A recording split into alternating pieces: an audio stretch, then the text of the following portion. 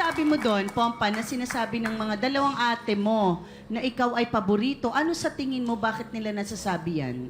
Hindi po totoo yun. Kasi po, simula po nung umalis po sila ate sa bahay, ako na po yung naging katulong ni nanay. Katulad ng... Pagka aalis po sila nanay, ako po yung nagsasama sa ospital kay tatay. Sila ate po kasi may sarili na rin po silang bahay. Sa kainta po si ate nakatira.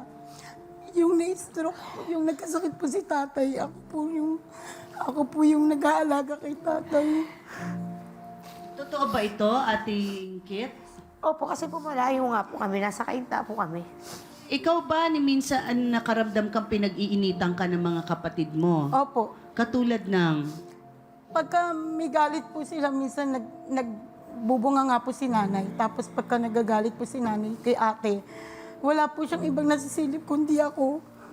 Anong sinasabi? Oo. Bakit si Pompa? Sabi Bakit niya si ganun. Pompa? Sabi niya sa akin, oo, favorite ka kasi, gagawin ni nanay. Sabi ni nanay, linisin lang daw yung bahay, ganun, kasi nga makalat.